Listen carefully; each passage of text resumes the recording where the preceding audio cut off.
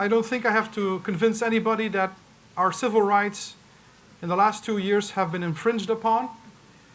And so we have invited two eminent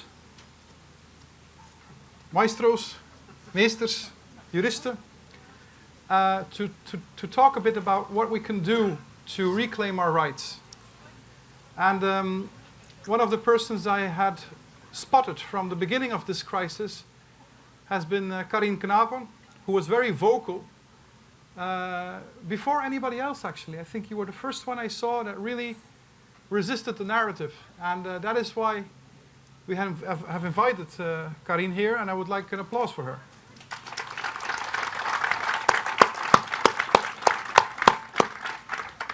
And then on the other hand, Mischaël has been vocal for the last 100 years.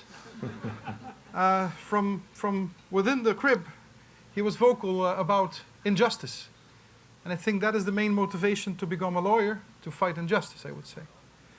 But maybe, Carine, you can start off with how you have seen the evolution of the diminishing of our rights. When was the first time that you thought, now they are going too far?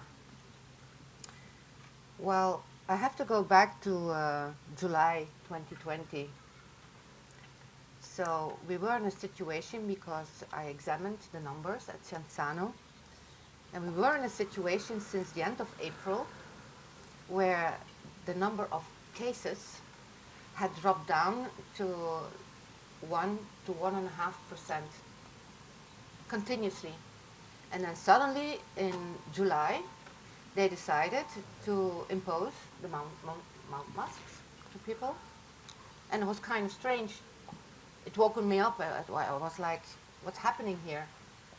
And then they proceeded, and then in August, the government decided to impose also the masks to children of... Kan er luider? Continue. To impose the masks to children older than 12 years at school. And that for me was the moment that I said to myself, I have to step forward and speak up. Absolutely, because at the time there were already studies published prior to Corona, from the pre-Corona era, which demonstrated that mouth masks are of no use. And it was also the face, beyond the face already, that persons, experts like Marc van Ranst and Steven van Gucht said on camera on national television that it was of no use to wear mouth masks. We shall not forget that when the pandemic broke out in Europe, we had the first case in Belgium on the 23rd of February, the very first case, and people were scared. So at the time there were no mouth masks, but you saw nevertheless many people already walking down the street with a mouth mask. And Steven van Gucht was on camera looking around and said, I don't understand why people are wearing this. So they turned around afterwards, but that's not so difficult to comprehend when you know that the World Economic Forum has launched a Great Reset on the 5th of June 2020. They made a video about it. So I fell on this video and immediately I made the link. I said there's something else going on than just a pandemic. And when was the first time that you really thought on, you have politics, and politics is trying to steer society, but they have to respect a certain legal framework. When was the first time that you realized that the legal framework that had existed before had been broken? Right away. That was in September 2020. And the strange thing is, many parents, I was like consulted by 8,000 people. They wanted to go to bring the case before court because all the parents refused to infringe their children with mouth masks. So I created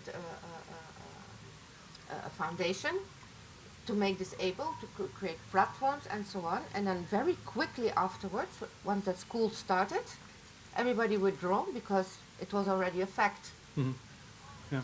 And the problem is that the government and the media have constantly, since February and March, created anxiousness and fear. And by the time that we were September, October, the fact also that they announced that we would have a second wave and that there would be another period of confinement and so on, people were so afraid that they just obeyed to all the rules. Even though they were illegal. Oh, they were absolutely illegal. And can you explain There's that? there's no support for mouth mask and confinements. And the thing is, today, now, at this very moment, we are 2 years later, the studies are coming out showing that there is no evidence that confinements have been ever useful. But in the meantime, we have gone through confinement periods, one in between March and May 2020, 2 months, and then afterwards even 8 months. Yes. 8 months. So the fundamental right to free movement, which is in the Constitution, has been infringed from the start. Well, you know, we have Title II of the constitutional law, which determines the rights and freedoms of the people, and they all have been infringed. We had no constitution anymore. And which is strange because Article 187 of the constitutional law determines that the constitutional law can never be annulled or suspended. But nevertheless, they just cancelled Title II of the constitutional law, and we had no rights whatsoever. We had not freedom of speech either, because all the people like myself and many others in Belgium and in other countries who stood up to oppose to the narrative, which is a lie, by the way. I want to insist upon that, which is absolute lie. They were banned, they were blocked, they were prosecuted, and so on. Yes, it's very important to acknowledge that the Constitution has been infringed upon, although the Belgian Constitution has never been really respected from the start, I would say. Well, we are one of the countries in the world with the very best constitution law we can imagine. But the thing is, they have hidden behind the fact that it was a world problem. So all those who said, listen, you have to respect the constitutional law, they said, hey, look at the other countries, it's the same over there. Mischaël, if the Constitution is no longer respected, what can we as civilians do to have it respected, to make it respected? Listen, there are many aspects. First of all, I would like to thank everybody, to thank the organizer and for this event. I'm a bit from the other side of the border since I was born in Charleroi, so I'm a Walloon among the Flemish fighters or Flemish dissidents or resistance. And I know we have the difficult task, Carine and myself, to speak at 2 o'clock, which is the moment where, you know, after eating, so we'll try to be interesting and so not to disturb your sieste and to keep you awake. So this was just an introduction. I think the problem is that we have indeed text, and the Constitution is good. It has been a model. Our Constitution has been a model in the 19th century for many countries in Europe and in the world. The problem is that we have judges, and judges are human beings. Sure. Before applying the law, they are human beings.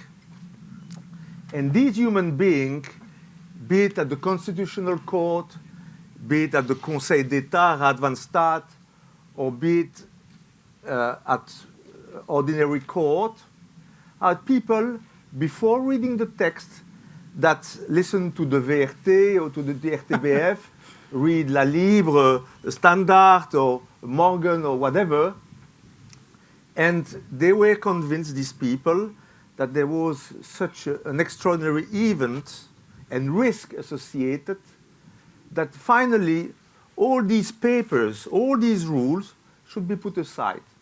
And you know, when you are a lawyer, you can easily put aside rules. You know, only lawyers and painters can turn black into white.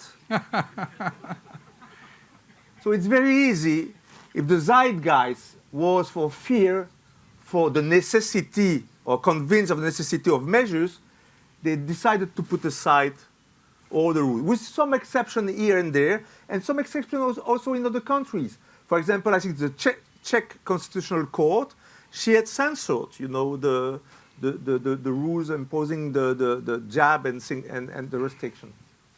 So there were exceptions, and there are exceptions. So I think it's sad to say, but the first thing to see what can we do is to acknowledge that maybe the zeitgeist has changed a little. It has changed, to my opinion, because a lot of people realized that vaccination wasn't what they promised for. And you know, although they still continue lying about the side effects and so on, you have many people that in their direct neighborhood see friends, family members, sons, daughters, brother, parents being harmed by the vaccine. Or the fact that the vaccine is not as efficient as it has been sold to the people. So I think that's very important. And I believe, maybe I'm wrong, but I believe that the perception, even from the judge, should be a little different now than 1 year or 2 years, hopefully, 1 year and 2 years ago. Now, let's try to be practical. The measures that have been imposed are so far behind us. They can eventually come back, but so far they are behind us. So if they come back, we have to fight them again, of course, in front of the court, constitutional court, and so on. You know, I'm currently involved because they are still working on one measure, is the vaccination of health professionals. You know, it's a project of Vanden Bossche, which to me is completely unbelievable after what we know, after the figures we know, after all the studies, that they still pretend, you know, they come with a draft law proposal saying, okay, we have to get the jab, the vaccine for the health professional for 2 reasons. One is in order to avoid transmission. We all know today, because it's set, established, and so on, of course, vaccination doesn't hinder transmission. And secondly, to protect the health professionals themselves. And we know today that the most sick people today are the vaccinated, not those who didn't take the jab. And still today, the law is under discussion at the parliament whether to impose or not vaccination to the health professional, which, beside being terrible for the health professional that could lose their job if they don't get the vaccine, and it's not only one vaccine, it's the full process, it's the additional shots. We are talking here about 350,000 people, and there are approximately 30 to 40,000 that didn't get at least the vaccination at all. I can tell you, by the way, that if this measure enters into force, it will be a catastrophe not only for the people individually, it will be a catastrophe for our health system. Mm-hmm. It will collapse. There are no doubts about it, particularly in Brussels. So this is one measure. The measures has to be fought in front of the Constitutional Court and in front of the Conseil d'État. But the most important thing is that these are defensive measures. You know, to fight in order to have a law suspended and so on, it's very defensive. You are in the corner, you are pushing to the corner. Now it's time to pass with the offensive. And I think it's time to sue for damages all those who are responsible for this mess. Yes. And when I say all those responsible, I don't believe that we have to sue by priority the state or Vanden Bossche or these people. They are just people that execute a strategy. Yes. They are not those who take the decision. They decide above at the WF, they decide at the OMS, they decide eventually in the Bill and Melinda Gates Foundation, and with McKinsey eventually transmitting the strategies and the orders to national governments. These are those who have now to be pursued, have to be prosecuted, and have to be brought to court in order to be responsible for the damages that they have inflicted. And I can elaborate a little more about what's going on, but I don't want to be too long. Do you think that is a good strategy, Carine? Sure. I just want to confirm what Mischaël said earlier on.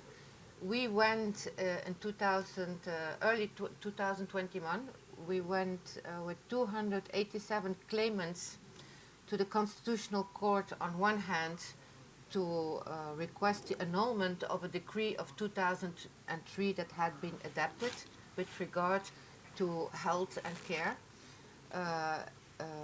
It had adapted to justify the quarantines, the PCR testing, the contact tracing, and so on. And it even foresaw in fines for people who did not follow the rulings and so on. So we went to the Constitutional Court against that decree, and then against the Conseil d'État, Raad van Staten, for the executional order, which was a koninklijk besluit. Because you always have to do the both, you know. The thing is, we have different competences in the court. And my first request was 182 pages long, because we had examined and analyzed just about everything, even the corruption that had taken place for the contract of contact tracing. There has now been a public order. It all was arranged up front. Which Minister Baker justified in a further stage as, yes, we were in a hurry. So yeah, when you are in a hurry, you can pull all the rules aside, right? So everything was on paper because we considered that it was important that the Constitutional Court would have a full picture idea of the whole situation, and we lost. It was a case which we couldn't lose because it was so well motivated. We couldn't lose it, and we nevertheless lost, as well before the Constitutional Court as before the Conseil d'État, the Raad van Staten. So I was so disappointed that I realized that it was not the right time to introduce legal procedures, because either Michael is right and they were in the narrative, they were afraid because they are, first of all, human beings, and they believed what they saw on television. Either there was something else going on behind the curtains. That's also a possibility, which we only can guess, of course. But it was quite sure that it was not the right time to continue with legal procedures, that we would invest a lot of money and lose time over time, such as has happened with many other lawyers who have introduced legal procedures before the ordinary courts, the Constitutional Court, the Conseil d'État, Raad van Staten, and so on. But it's for sure now that the truth comes to the surface, and the truth is already on the surface, because there is a huge number of studies that come out every single day about the devastating consequences of the vaccine, the uselessness of the confinement, the uselessness of mouth masks, and so on, that there will come a point that people will no longer be afraid, but they will get mad, they will get angry, and sue.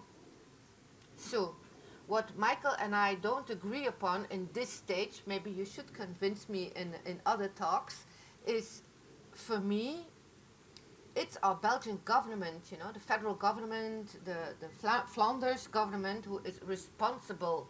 It's true that, you know, we are not independent since very long time. Everything is decided on the level on the EU, even Europe, but even not them, global. Because, you know, on top of that, you have this elite which decides everything, the Club of Rome, the World Economic Forum, the Rockefeller Foundation, the Bill and Melinda Gates Foundations.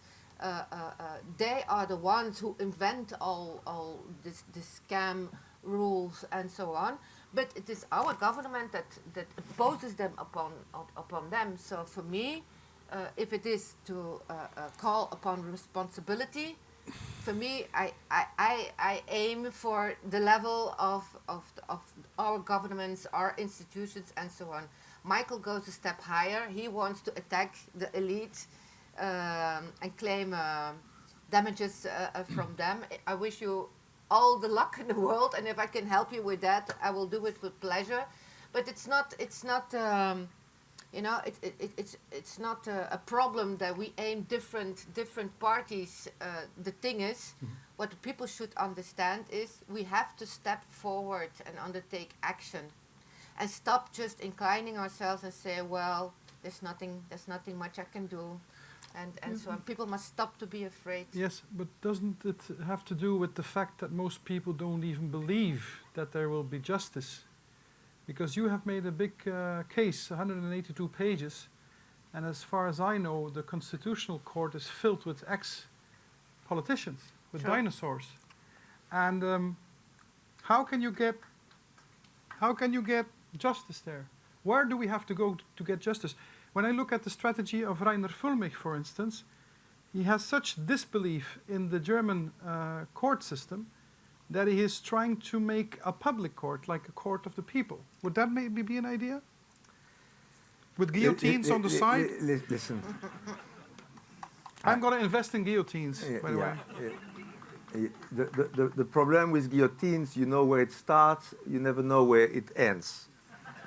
True. And remember, Saint-Just, during the revolution, was, you know, the big prosecutor with the guillotine and so on. He ended up with the guillotine himself. So I haven't said anything, okay? So, listen, the fact that we live in societies with their defects, with judges with their defects, but the fact is that what you call a court of opinion, unfortunately, doesn't lead to anything. Because, let me be clear, Fulmich and his team are doing a great job to investigate, a great job to identify weaknesses, to identify what has been done. But a court of public opinion, I mean, is just a line on the paper or a YouTube and so on. It has absolutely no consequences. As a lawyer, I have the experience of fighting on behalf of ordinary people against either the states or big groups with success. If you know a little what I've done in the past, for example, I fought on behalf of 500,000 Serra shareholders in the merger with KB, and the court finally granted us over 3 billion euro. It was just ordinary people against Credit Bank and Serra, very powerful, you know, and the government. Another example was, of course, Fortis, where I was fighting Fortis Bank, BNP Paribas, but also the Belgian government and also the Dutch government, and where the Court of Appeal of Brussels gave us an injunction suspending the dismantling of Fortis with penalties of 5 billion euro if they move the assets. So my experience is that it's far from perfect, okay? And you can be also disappointed. But we got also some success. I mean, in front of our court, from ordinary people against big group or the state. But the first thing to do is to unite. Let's be clear. It's organize the people.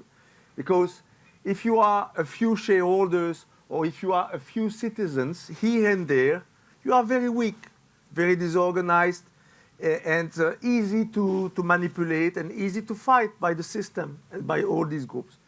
So the first thing is to regroup the people, to make coalitions of plaintiffs and so on. And when I want to be clear, you know, maybe I will be disappointing on this point, but only a small minority always acts. Mm-hmm. Can tell you in all the actions, you know, for example, Fortis battle, there were over 300,000 shareholders. At the beginning, maybe 5,000 acted. Not more. But it was sufficient to move things. But how do you move against, for instance, vaccine companies that by law are exempt from prosecution? I don't want to, listen, the strategy will be very easy. We have millions of citizens that have got damages. Let's not talk about material damages. Let's talk about moral damages. We have got, during 2 years, restriction against our basic liberties. The right to assemble, the right to move, the right to travel, the right to see our parents, our grandparents in the health And the right to kiss and to cuddle. Exactly. Yes, Carine, yes. We got the lockdowns. We got this terrible assault against our business. We got the mask with all the terrible consequences for the children in school. For this, we can claim damages. For example, 25,000 euro per citizen. It can be, if a court gives 15,000 euro, 10,000, doesn't matter. We can ask. Secondly, we have very interesting basic legislation in Belgium. In order to get damages, you have just to prove a fault. And what is a fault? It's either violation of a certain legislation, a certain rule, whatever it is, or a lack of prudence. A lack of prudence. Lack of prudence is sufficient to condemn somebody in terms of fault. And then you need what we call the causality link between the fault and the damage. And here in Belgium, we have a very extraordinary model. It's called théorie de l'équivalence des conditions, which means that if any fault is part of a cause of a damage, as big as it can be, the guy that has committed the fault has to pay for the full damage. Personally. Personally. Let me give you an example. Marc van Ranst. Yes. It can be intentional. It can be Marc van Ranst to give an example. Let me give you an example. Somebody, according to the case law in Belgium and the legislation, if somebody walks his dog without a leash and cannot do it because it's mandatory, and the dog goes on the road, and there is, let's say, a car that wants to avoid, the dog, and the car goes down and goes down a cliff, and there's a train coming, and the train derails. The guy with the dog is responsible because it's his fault initially that has been the cause of the damages. What does it mean? It means that we can attack the vaccine producer for the products and that they've brought forward. We can attack Google, we can attack Facebook, we can attack Twitter for the censorship of the whistleblowers. We can attack McKinsey because they have been transmitting the strategies all over the world from the OMS and eventually Bill and Melinda Gates Foundation. We can attack WEF. We can attack Bill and Melinda Gates. And all these, if you can say, they've here and there committed a fault, and this has caused the damage, is part of the damage, the moral damage, they can be held liable in front of our court. This is the strategy, as simple as that. And I will not say that they are there to kill people and so on, that they just committed fault by lack of care or violation of the law, and they contributed to the damage. No. That's also the beauty of the system. Since the damage have been made in Belgium or have been done in Belgium against Belgian citizens, Belgian courts are competent. Even for Gates, even for WF, even for all these or the vaccine manufacturer and so on. The Belgian courts, Brussels court, is competent. We can sue them there. And what we can do too is that eventually, because of the rules of what we call connexity, eventually other plaintiffs from other countries can join too. Now, if you start to ask 25,000 euro for damages for 10,000 or 50,000 Belgian citizens, I mean, if you are Gates, if you are WF, if you are all these big groups, you are laughing. You are laughing. I mean, it's a risk. It's maybe a risk of €1 billion and so on, but it's not substantial. But if you have 1 or 2 million plaintiffs claiming each 25,000 euro, we are talking here about 50 billion euro claims against. Let's ask 100,000. That's the strategy, and we are working on this to allow people to join and to start, and we will make the access easy. We'll be registering online for a very limited fee, you know, so that everybody can go easily, and we can pay, of course, the legal proceedings, because we will be with the big group as defendant, you know, with all the big artillery in front of us. And even though we wouldn't win, the fact that we can bring them to court and expose what they have done, this will be the offensive in order to try now but because it's not only getting damages, it's also preventing them to continue the execution of the agenda. That's also the second point. And when will you start with this? Will be announced with the proceedings, will be for people to join September, October. We're working on this now. Okay. Well, an applause.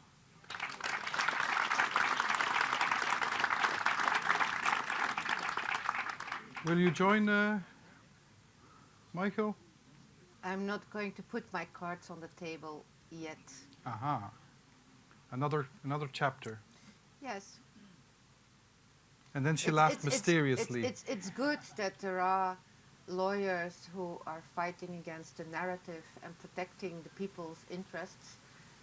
And it's good also that many different legal proceedings and strategies are developed. And your strategy, you cannot tell anything about it? No. Okay. But there is one since a very long time. When the time is right. Okay. If there are no more comments, maybe we can take some questions from the audience. It's 3:15. Let's have 3 questions. If you want to ask a question, you can come to the fore and take the microphone.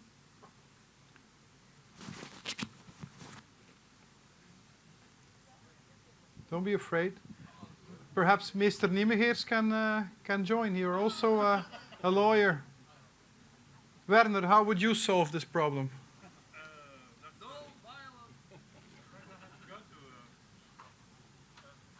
Take the microphone, please. Yes.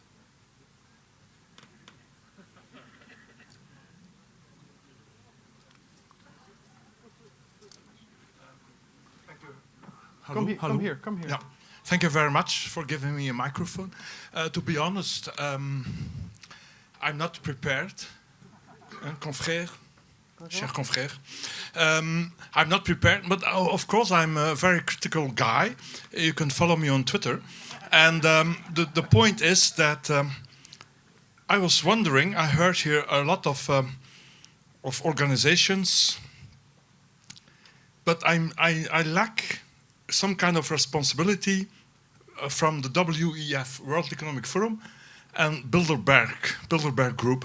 Perhaps you know, the Antwerp governor is member of Bilderberg, and she ordered a complete lockdown in the province of Antwerp. So my point is, that's the question: how should we solve the problem? I will answer like a lawyer. The Jesuits, the Jesuits always do. They answer with a question. It's finding someone liability. The liability in the head and the chief of, like confrère Mischaël Modrikamen said, suing the Bill and Melinda Gates Foundation and stuff.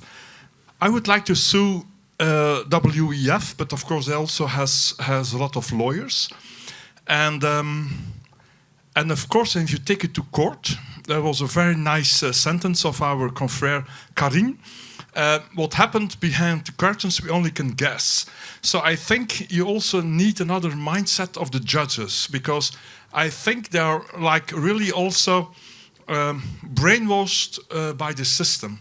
So creating a court of the people like Fulmich, yes. Fulmich, it will not have a sure effect, but maybe we will have the solution in winter, because it will be a very hard winter, and maybe EU and a lot of organizations will collapse because of energy crisis and stuff, and maybe that will give us a new opportunity to install new judges, new government, and so on and so on and so on, and get rid of that narrative, because they are keeping on. I also believe Dr. Malone is coming to speak this afternoon. He has a lot of names of people, even governors in the United States, who are WEF members. Almost all cabinets of ministers are infiltrated by WEF puppets. Macron, Rutte, Alexander De Croo, global potential leader of the world. So I think we should attack these guys and that kind of shimmy shadow organization, and that's going for a world government. And maybe times will change, and of course food, energy and monetary crisis in the fall and winter will give, maybe I sound almost like Klaus Schwab, will give a unique opportunity to get rid of these potent dictatorships. You have a better accent than Klaus Schwab. Thank you. Thank you very much. And now my black brother, have a seat. Thank you. You have a whole different approach. We have had some conversation, but maybe you can share it with the public. Thank you for having me here. I was just wondering, based on what jurisdiction are you, for example, defending people? Is this under jurisdiction as a human or as a person? I don't get your question. Yeah, because when we get a letter from the court, we have to appear before the court. Mm-hmm. They always say you have to appear in person. Mm-hmm. But from my perspective, when they say person, a person is something fictitious. And when they say you have to appear, only a ghost can appear, not a human being. So is the bar also, let us say, when they defending people, do they do the proper introduction so that the people know under which jurisdiction they are been, let us say, convicted? Or what is the proper jurisdiction that the court recognized that we also can apply it as human being instead of an entity? Just to give some context, because I'm not sure that everybody understands the background of your question. The theory of our friend, it's Daniel, is that when we are born, we are human beings. And then on the third day, our father goes to the slave plantation and says, here is my child, have him a certificate. And that certificate is a legal person. Yeah. And there is a juridical tradition that says there's a difference between the legal person and the human being of flesh and blood. Yeah, there is a difference and between... your strategy would be to proceed not with the jurisdictional person, but with the human being. Yeah, because there is a difference between lawful and legal. Lawful is land jurisdiction. Don't you think it would take us too far to enter in this short amount of time that we have? This is out of the scope. Yeah, but maybe a short reaction. Listen, although I understand the background, I can just tell you that in Belgium, I just represent human beings or corporation or organization, and there are no debates about who you represent or you don't represent. I mean, as a lawyer, you have a mandate to represent a human being or a legal entity, period. When you have to appear, when you are requested to appear before court in person, it means that you have to come yourself. No, it means you have to identify yourself with your identity card, because if you split the if words, you are represented by a lawyer, you don't need to do that. If you are going yourself not represented by a lawyer, then you have indeed to show your identity card. Yeah, which it's because the confirms that you bar- are who you say you are. the bar assumes that we are dead at sea. That's why we have someone that has to talk with us, wearing all black. And how would you do it then, if there is no identity card required? I How should would go you as the beneficiary of the trust created on my name that I have received from my father and mother, and that the state has incorporated my family name, and they made a trust out of it. And what we find out is that the court, and generally, based on presumptions. I think this is an interesting philosophical discussion on the basis of law that we should continue, but I am afraid that we do not have a lot of time now. No problem. But Daniel, thank you for your You're question. And applause. Thank you. So this was the first panel. Thank you for your attention. Carine has to go. Maybe we have 5 more minutes for this question. Yeah, 5 minutes. Yes. Make it a quick one. A quickie.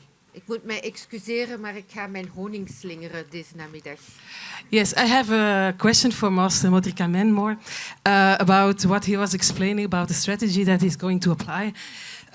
So, as we understood, so he will go more to the measures that were implied, that were imposed to us, to the population, and going more to ask damage. He's mentioning the 25,000 euros per person. Moral damages. Or more, yes. But I have quite an important question about this. I understand your point of view, but if we look now at the situation where we're in now, we see a lot of damages of the injections. So when I hear your strategy, and when I think then of all the people that are touched by damages of these injections, I think these people will have a feeling of why is he defending the measures which are already 2 years behind us, and why is he not, or why are lawyers not defending us, the people who are touched, the people who received cancer and are ill in an impressive way, or the people with thrombosis or with myocarditis.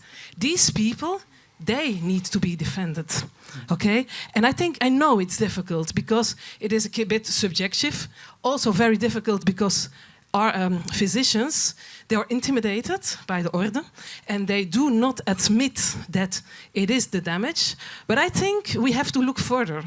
And we have to look at the laws of medicines. We have a big legislation in medicines. And for example, there is the law of pharmacovigilancy, the law of bijwerkingen, side effects, which says that every event that is coming up 28 days after getting a medicine must be referred to the medicine, and there must not be a proof. That the law is stating this very clearly. The law is very clearly that this only a suspicious thing is enough. So I think it's worthwhile to dive into the legislation of the medicine and look there where you can find ways how to defend the damaged people, because there are ways. And I think that the law on medicine is not yet well known by lawyers. I can be wrong. Yeah. So maybe you have to... That's my question. That's a very good question, and you are right. The strategy I want to pursue is a strategy for, let's say, the majority of the people, where everybody, be it in England, in Germany, wherever countries, where you got the measures, okay, you get the lockdowns, you get the all this, have been more or less the same. Now, and that's why I'm talking about the moral damages. What you are talking now about is not a moral, it can be a moral, but it's basically a physical damages, much more important. We're not talking here about 25,000 euros. We are talking about people that have died, that have been injured by, and it's terrible. But for those, unfortunately, it cannot be a collective action for a very simple reason. That's the damage is different for everybody. Yes.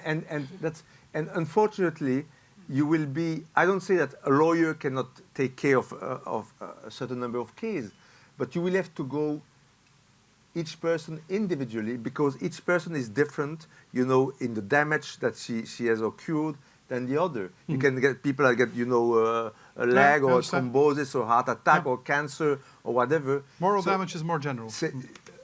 My strategy involves, you know, because the same strategy for everybody, because the damage is the same. This doesn't mean that, of course, the victims, we are talking about victims of the jab, you know, of the side effects of deaths or whatever, have also to go to court. But unfortunately, it will be an individual assessment for each party. It's very important. Just one thing that I want to add to this. I understand what you're saying. It's really personal. But there is one important thing that you easily can use in this discussion and in this going to court.